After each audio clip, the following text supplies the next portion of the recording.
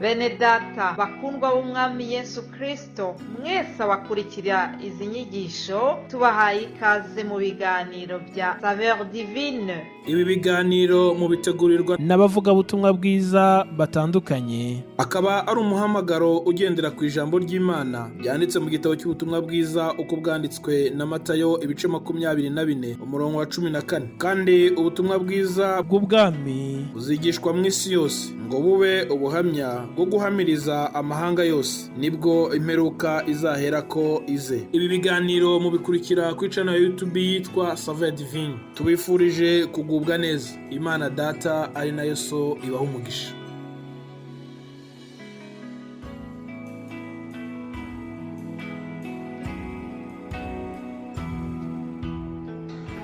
Yesu ashimwe torero ry'Imana.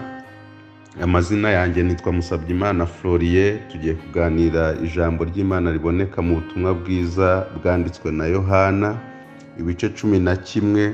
Turasoma umurongo wa mbere tugeze ku murongo wa 3, dutaruke gatoya dusome ku murongo wa 17, tuze gukomeza ku murongo wa 32. Reka dusome mu izina rya Yesu. Hariho umuntu wari urwaye witwaga Lazaro w'i Betaniya, ikirorero cy'iwabo wa Mariya na Marita mwene se. Mariya uwo niwe wasize umwami Yesu amavuta ku birenge akabihanaguza umusatsi we. Musaza w'uwo ni Lazaro wa wundi wari urwaye. Nuko bashiki be batuma kuri Yesu bati, Databuja, ukunda ararwaye. Umurongo wa 17. Yesu agezeyo asanga Lazaro amaze iminsi 4 mu gituro. Dusome ku murongo wa 32. Mariya ageze aho Yesu ari, amubonye yikubita imbere y'ibirenge bye aramubwira ati, Databuja, iyaba wari hano musaza wanjye ntaba yarapfuye. Yesu amubonye arira n'abayuda bazanye nabo barira, asuhuza umutima arawuhagarika, arababaza ati, mbese mwamushyize he? Baramusubiza ati, Databuja, ngwino urebe. Yesu ararira. Abayuda baravuga bati, dore ye, nimurebe uburyo yamukundaga. Ariko bamwe muri bo baravugaga bati, uyu kwa ahumura impumyi ntaba yarabashije kubuza n'uyu ntapfe? Yesu yongera gusuza umutima agera ku gituro cyari isenga ishyizweho igitare ku munwa. Yesu arababwira ati, nimukureho igitare. Marita mushiki wapfuye aramubwira ati, Databuja, none aranuka kuko amaze iminsi 4. Yesu aramubwira ati, sinakubwiye nti niwizere uri bubone ubwiza bw'Imana? Nuko bakuraho igitare. Yesu ararama aravuga ati, Data, ndagushimiye ko unyumvise. Ubwanjye nari nzi yuko unyumva iteka, ariko mbivugiye kubw'abantu bangose ngo bizere yuko ari we wantumye. Amaze kuvuga ibyo arangurura ijwi rirenga ati, Lazaro, sohoka. Uwari upfuye arasohoka, azingiwe mu myenda amaguru n'amaboko. Imana ishimwe cyane. Bene data torero ry'Imana, ndumva nshaka ko tuganira ku ijambo rivuga ngo isaha y'Imana ntigirenga. Abantu benshi bakurikiye Imana bafite ibintu byinshi bayibazaho. Muri byo harimo kwibaza ngo uzaza ryari ukemura ibibazo byanjye, uzaza ryari mbone uri kugendana nanjye mu byo ntekereza byose. Ariko ndagira ngo nkubwire ngo abamwemeye bose, niko Yohana yanditse, bakizera izina rye yabahaye ubushobozi bwo kwitwa abana b'Imana. Abo ntibabyawe kubw'amaraso, ahubwo babyawe n'Imana. Ubu turi abana b'Imana. Yohana yarabivuze mu rwandiko yanditse, aravuga ngo turi abana b'Imana, ariko ko tuzasa ntikurerekanwa.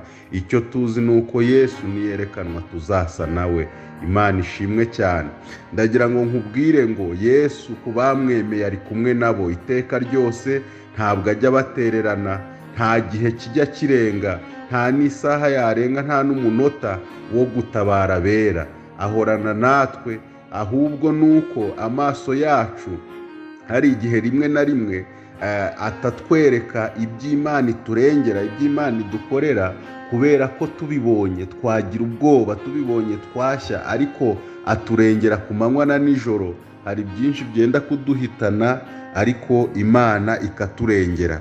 Ubutumwa bwiza rero dusomye naho inshuti ye nanone yagize ikibazo, kandi bazi neza ko bafite umuntu ushobora kugikemura, ariko bo bibwiraga ko agikemura mu gihe batekerezaga.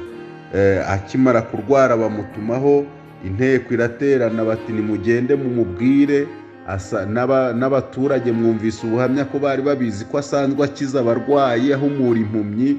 Baramubwira ati rero musimbuke mumubwire ko inshuti yawe ya yindi yo mu muryango watanze ibyayo, gafata amavuta y'igiciro bakayakumenaho. Rwose abantu batanze amaturo menshi bagakora umurimo w'Imana, bakazamuka imisozi bakamanuka indi, mugende mumutubwire rwose ko arwaye. Yesu ngo arabyumva, ariko abyumvise ngo asibira kabiri, aza kugaruka. Ariko isaha igeze araza, kuko imbaraga zikiza azifitemo, ntabwo zigendera ku isaha y'abantu. Rero mu masaha y'abantu Lazaro ararwara, bamuha agakoma arakanga, baramugaburira biranga, imiti irananirana, babona ari kuremba. Marita atangira kwiheba ati suba arihe, biranze, apfuye atahageze, byibuze ngo anampumurize. Abaturage bose bari bahari, Lazaro arapfa. Apfuye baravuga bati nyine igihe cyacu kirarangiye, ibya Lazaro birarangiye, reka tumushyingure. Nitumara kumushyingura tunakura ikiriyo, ibintu byose tubitegure kuko byarangiye. Ariko muri uko kurangira kw'ibintu, ndagira ngo nkubwire bene data ngo hari igihe cyawe ibintu bikurangiriraho, ariko isaha y'Imana itaragera. Haleluya. Ndagira ngo nkubwire ngo isaha y'Imana itaragera nta kirarangira. Isaha y'Imana itaragera ntaho utagera. Isaha y'Imana itaragera nta kimana itagukorera. Isaha y'Imana itaragera ntacyo utabona. Ubwo rero Yesu ahageze, buri wese ajya kumubwira disikuru, aturamenye uvuge make, umuntu yapfuye byarangiye, ati ya nshuti yawe, ati nawe wigengesere. Noneho ahubwo bamubona barushaho kurira, bavuza induru, baravuga bati ahubwo ntiwiyereke na Marita kuko ntabwo biri bworohe. Ariko Yesu aravuga ati Marita ari he? Marita ngo araza, ngo amugeze imbere, ngo ararira, ngo arize, ngo abwira Yesu ati yuhaba ibintu wadukoreye, ati ntaba yapfuye, wari kuvuga usanzwe uzura. Abaturage bati ese aje gukora iki kwiyahaba, tutaba turi ku kiriyo, ibi bintu ni ibiki? Yesu arababwira ati nimwizera muri bubone ubwiza bw'Imana, kandi isaha y'Imana ntigirangira. Iyo umuntu yizeye, niyo waba wapfuye urazuka. Ndagira nkubwire ngo kubizera n'ibyacu byapfuye Imana izabizura. Kubizera n'abacu bapfuye Imana izabazura. Bapfuye bizeye bose Imana izabazura bene data. Nuko ngo arababwira ngo nimukureho igitare. Bati reka reka, yo ni amateka ashaje, umunuko ntitwawukira. Ariko icyantangaje nuko nyuma yo kuvaho igitare nta munuko wari uhari. Yesu arababwira ati njyewe ku bantu mubyita urupfu, ariko kuri njye mbyita gusinzira.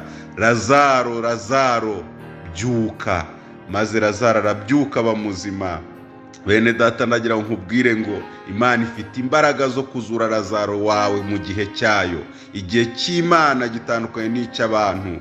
Gusa twe twizera Imana tudashingiye ku gihe cy'ibyacu, tudashingiye ku gihe cyo mu isi, ahubwo dushingiye ku gihe cy'Imana. Isaha y'Imana igeze, ibintu byose byapfuye birumva, ibyasinziriye birakanguka. Isaha y'Imana igeze, ntabwo bireba ngo bimaze iminsi ngahe.